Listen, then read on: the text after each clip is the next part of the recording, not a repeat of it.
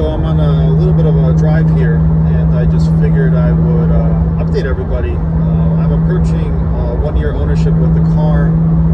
It's a 2019 GTS. That means it's a 1.2.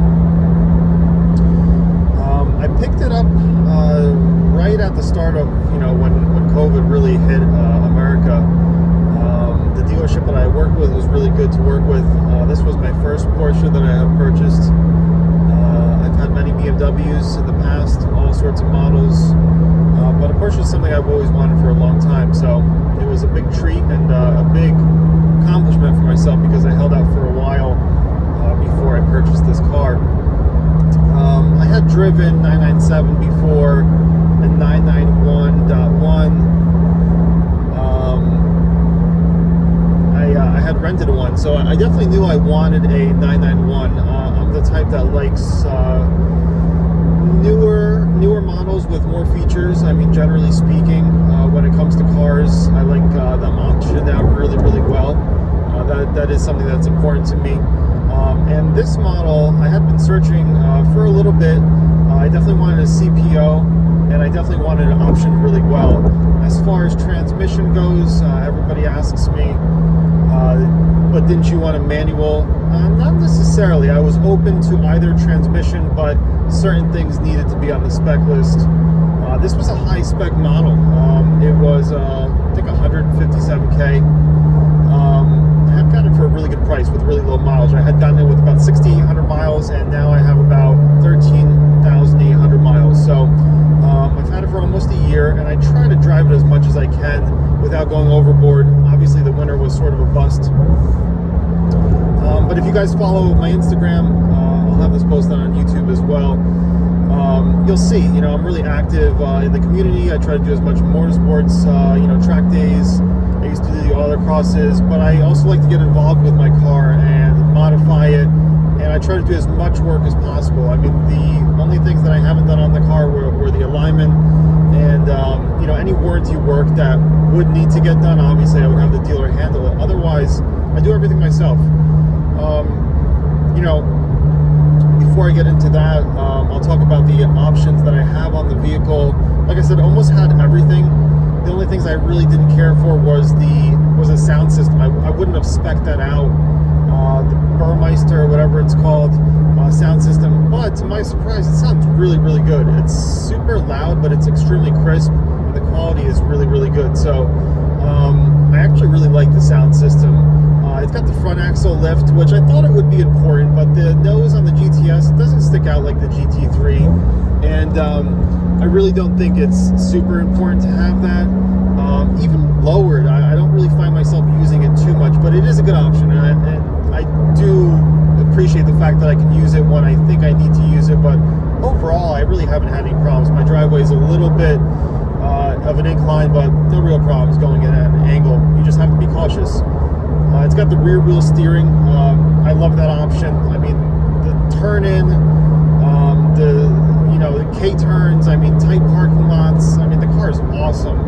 And on the track, the PDK and the rear axle steering, I mean, the GT3s were first outfitted with that rear axle steering, and I mean, it's brilliant.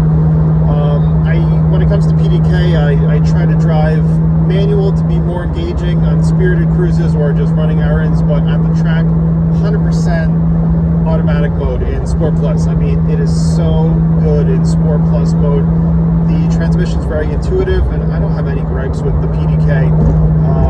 We can get into a PDK versus manual argument and probably be talking until we're both long dead. I don't care to debate it with anybody. I know the manual is more engaging. I've had many manual cars, and I've had a DCT transmission, E90 M3, and this is my first dual clutch transmission, for Porsche. I think it's even better. So no regrets on the transmission. Let's see, any other options? I got a 0.2, to be honest with you, because it had more features. It was newer, the CarPlay, the tail lights, the front lights. I mean, to me, the 0.2 was the better buy for long term. Yes, I wish the motor was naturally aspirated. It's not. The flip side to that is the car makes tons of power very, very easily. I'll get into my modifications in a little bit, but it's better for around town. I mean, you don't have to ring it out. It's extremely fast, this vehicle. So I don't have any regrets getting the Point 2. Sure, I want a GT3. Everybody dreams of a GT3. But my car isn't strictly a track car, and I needed back seats. Not needed, but I wanted to share the car with my family. I have 2 young boys that I like to put in the back when I can. You know, and lately I've been doing a lot of track days and stuff, so I'm not driving around with them as much, but I do like the option to drive with them. So in the future, when they're a little bit older, it'll absolutely be GT3 time or RS time. But for now, I love the GTS, and I think it's the perfect all-arounder. Now that we've gone through, I guess, the options, what do I think about the car? I absolutely love the car. I was trying to think of any kind of gripes that I had with it. I really don't have any gripes with the car. It's totally exceeded all my expectations on what a Porsche could be. I was a little hesitant to get on the track with it at first after driving my E46 M3 track car for many years at a good pace. This car has a lot more horsepower than the E46 M3, but it's not any scarier. I find the car pretty neutral and well balanced. You can introduce some slip and some slides into it, and it doesn't just snap out at you. I have had my share of 4 wheels off the track and some spins, but I'm pushing the limits of the car. So overall, the car drives really well. It's extremely capable on the track. I got no problem, you know, keeping up with GT3s and RSs. It always comes down to a driver mod at the advanced level. So sure, the GT3 is a better track weapon, it's a better track toy, but for everyday use, the GTS is so livable, and it's so fun to drive, and it's comfortable. Really, it's a great all-purpose car. The GTS can easily be driven all year round as a primary driver, as long as you're not looking for the space. You know, I have an X5 as a daily currently. It's an excellent car. Of course, it's more comfortable. Of course, it's better for the family. But if you're that type of individual, the GTS, it could easily be your one and only car if you can do away with the space and stuff. So I'm super happy with the trim model that I chose. I'm the type that likes to try different cars, and realistically, I'll have a different car in a few years. But I love what the GTS is about. I love the rear ends. I love the Point 2. It's amazing. Talk about modifications. I've done a little bit of everything. I don't have a mod list going anywhere on the forums or on my Instagram, but if you look through my stuff, you know, I've got a little bit done everywhere. One of the main things that I've done in the interior was the the 997/991 bucket seats. They're the carbon folding seats. These seats are long discontinued. They were never offered in the United States. I love them. Everybody asks me about them. They want to sit in them. They're comfortable for my body type. When it comes to you know, bucket seats or racing seats, it's not a one-size-fits-all approach. Absolutely not. So before you commit to spending the load of cash, make sure you sit in a set. You know, they don't fit all body types. For me, they're good. They fit my shoulders pretty well. They hold me in, and they totally allowed me to feel more connected to the vehicle, especially during spirited driving. I do feel a lot better. You're sitting in the seat versus kind of on top of the seat. And I found them with red stitching. I mean, for the GTS interior package with the black leather, red stitching, and Alcantara, I mean, this was a no-brainer for me. You know, without getting into too much detail, check out my Instagram. It's got a lot of details on what I've done to the interior, but exterior-wise, I got the Sport Design rear spoiler. I definitely wanted some sort of like a mini ducktail going on. I think it adds an extra element. You'll notice everything that I do is really kind of OEM plus. It's not flashy. I try to do things where it's subtle and it just enhances the, you know, the look of the vehicle without going overkill, without making it seem too different, without drawing too much eyes on it, too many eyes on it. So on the exterior, got the rear Sport Design spoiler. I had it reprogrammed so it sits a little bit lower when it's up. If you know, the interesting thing about the rear spoilers on these cars is they engage at different heights depending on if you have a sunroof or you have a Targa. So that's interesting to know. And I actually had my reprogrammed to sit a little bit lower because it has the lip at the end. So it was way too high and it looked crazy in the rear view mirror when it was coming up on the highway with the lip exterior modifications except like a little badge up front that changed the crest. It's not gold, which I think looks better with the car. The clear side markers up front, it came with those. I did the RS skirts, so the GT3 RS side skirts. They only fit vehicles with the wider rear end. Those really enhance the look of the vehicle and give it a little bit more aggressive nature. Aside from that, I did lowering springs, which for me was a must. I really wanted to look a little bit better. Even though I had the PASM Sport suspension, which sat a little bit lower, it still wasn't quite enough for me. And you know, with the Tech Art lowering springs, I did the DSC Sport controller. After driving with it for many miles, to and from the racetrack, on the racetrack, I'm totally happy with this setup.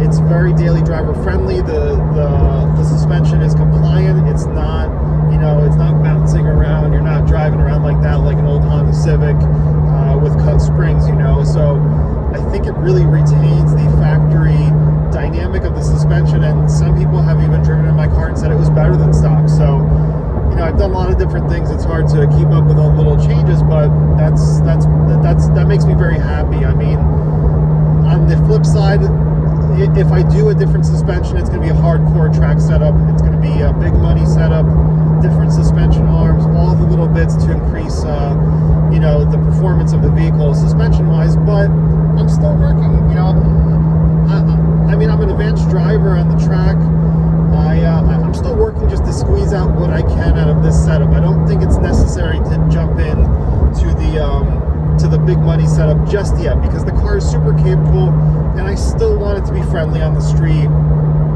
And I think I've done just enough modifications to keep the setup friendly without crossing that hump, you know, because eventually you get to some of these hardcore modifications and you're just not enjoying the car in the street, and before you know it, you're trailing the car. So, you know, it's a slippery slope. I've already gone down it. I definitely want to keep it at a happy median, you know. I don't want to go too far. So suspension wise, I'm happy with. I tried a few different exhaust setups. For me, the car is too quiet for a GTS. I think it's too quiet for being a modern day Carrera. Even with the Sport, you know, PSC system, which is the Performance Sport exhaust system, I find it's too quiet. I did the Soul Sport Cats. I mean, that should be like everybody's first modification, but it was still too quiet for me.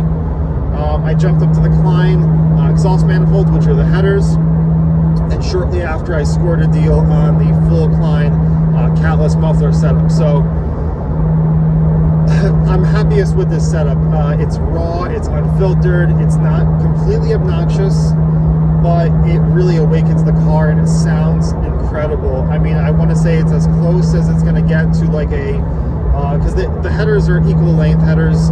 I want to say it's like the closest it's going to get to like an NA sound, but on the flip side, you hear a lot of turbo noise, especially when you're, you know, when you're cruising around. So it's not quite naturally aspirated because it ain't, but it's got a different feel to it. And as the RPMs climb, everything builds up sort of like an NA car. So I feel like it's the best it's going to get. And it's not a GT3. It doesn't have that 9K RPM, but it's pretty damn good. I don't think I'm changing the exhaust setup. The only gripe is a little bit of drone, and you can combat that by changing the gear. So right now I'm in 5th gear. I'm driving on the highway. Police reported ahead. Let me think. Brakes, I did SRF fluid, AP Racing front and rear rotors. You know, and I've got Ferodo pads on right now. And before that, I had the Pagid yellow pads. I wasn't super big on the Pagid pads. I think the Ferodors are going to be better. I hope they're better. The Pagids were good, but I'm looking for a little bit more consistency with the pedal feel, and I felt like at some point during the session, the performance would drop off a little bit, and I'd get a soft brake pedal. So I'm going to update everybody how that feels. But, you know, a lot of my modifications are performance focused, and I'm actually using them on the track, so I can provide real world feedback. Let's think. So yeah, it's like a bunch of simple things. I got 19-inch BBS wheels, which I haven't really been using because they don't actually fit with the AP Racing. They came with some spacers because the caliper is larger, and the bracket design is weird on the back, so I'm waiting for a new brake line. Those will eventually be my track wheels. Right now I'm using GT3 takeoffs, and I just put some new front tires on after about 6 track days. They were pretty shredded up. If you want to follow my posts, I did some like grills in the front. So I've done a lot of things, and again, I did a lot of things myself. I had the alignment done twice now. I've bled the brakes a few times. I did change the oil. The car hasn't been back for any warranty things except a rear latch issue. I discovered it was a little loose, and that's where the child safety seat bolts up, and I definitely wanted to have that taken care of because I do have kids that sit back there. So they took care of that under warranty. I mean, aside from that, it hasn't been back for warranty. The car hasn't really had any quirks with it. Occasionally I'll get a what is it called, lane change assist malfunction, which I don't understand, but somebody said it could need programming. To be honest with you, this track schedule is a little bit busy. My life is a little hectic, so I just haven't had to brought it back to the dealer, but it's working now. Overall, I'm very happy with the car. I mean, the car's been reliable. They say these cars are reliable. I do believe it. The car is tuned. I'm running the Cobb tune. It's a Pro Tune. The car is a beast. I mean, it has a lot of power, so very happy with the setup in terms of the power with the exhaust system and the Cobb access port. I can remove the access port anytime and sell it. I bought it used, I'll sell it again. Minimal. I try to buy things where if I can buy it used, I'll buy it used. Otherwise, I'm just looking for a good deal, and that way I can recoup my money when I move on. And again, since I'm doing all the work, it's not that big of a loss. A lot of people pay for the labor, and if you're handy enough to work on the car, which it's, certain things are more difficult than other things, but it's like working on any other car. Don't let the car, scare you because it's a high dollar car. A lot of people are afraid to work on it, but I encourage people to work on it. You get more familiar with it, especially if you're tracking the car. You have to know how to do the brakes, the oil, the fluid. It's a must. Otherwise, you're going to spend a ton of money to have a shop do it. And Porsche specialist labor rates are not cheap. So I think I avoid a lot of that by doing the work myself. And to be honest with you, I like looking over the car myself. I trust myself. Any quirks that I've had with the car, it's really self-inflicted wounds. Any DIY guy is going to tell you, you learn lessons along the way. And I've had a few quirky things that I've done and that I had to fix myself, but the car's been reliable. Overall, that pretty much sums up my first year of ownership. I've done a lot of track days with it. I think this is going to be my 7th or 8th in the year. COVID sort of threw a towel in a lot of events last year, but I'm going strong this year.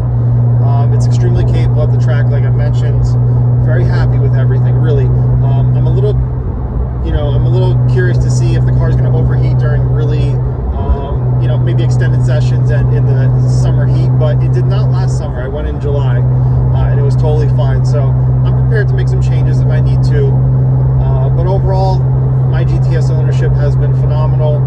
Very happy with the vehicle. If you guys have any questions, leave a comment below. Feel free to reach out to me through PM or whatever you want to do. I'm on the forums on Rennlist under LWG, and I'm enjoying this car. So I think a lot of people feel the same about the GTS and the 991. So, anyways, I hope you enjoyed the review. It's I know it's a little lengthy, and I can talk for days about this stuff. So feel free to reach out to me.